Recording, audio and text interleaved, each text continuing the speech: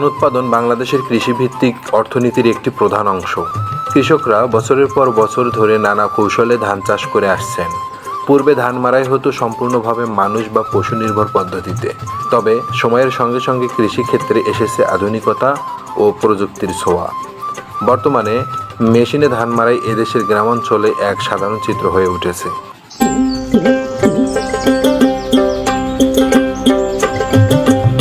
ধান মাড়াইয়ের কাজে ব্যবহৃত হয় বিভিন্ন ধরনের মেশিন, যেমন থ্রেসার মেশিন, কম্বাইন হারভেস্টার ইত্যাদি।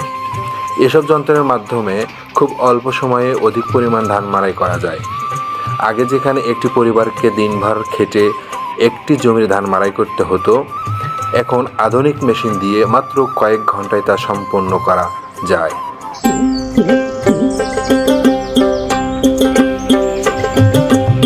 এই প্রক্রিয়ায় সময়, শ্রম এবং খরচ তিনটিই কমে আসে। বিশেষ করে শ্রমিক সংকটের সময় মেশিনে ধান মাড়াই একটি বড় সমাধান হিসেবে দেখা দিয়েছে।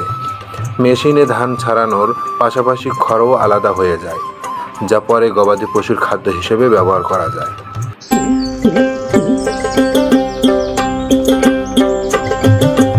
যদিও মেশিনে ধান মাড়াই অনেক সুবিধাজনক, তবে কিছু সীমাবদ্ধতা আছে। যেমন মেশিন কেনা বা ভাড়া নেওয়া অনেক কৃষকের পক্ষে ব্যয়বহুল, বিশেষ করে প্রান্তিক কৃষকদের জন্য। এছাড়া মেশিন পরিচালনায় দক্ষতা এবং জ্বালানির প্রয়োজন আছে। অনেক সময় অনভিজ্ঞতার কারণে ধান ক্ষতিগ্রস্ত হতে পারে।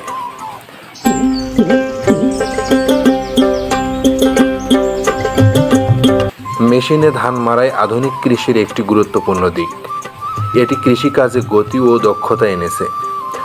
সরকারি ও বেসরকারি উদ্যোগে যদি কৃষকদের প্রশিক্ষণ এবং সহজ কিস্তিতে মেশিন সরবরাহ করা যায়, তবে বাংলাদেশের কৃষি উৎপাদন আরও বৃদ্ধি পাবে এবং কৃষকের জীবনযাত্রায় আসবে ইতিবাচক পরিবর্তন।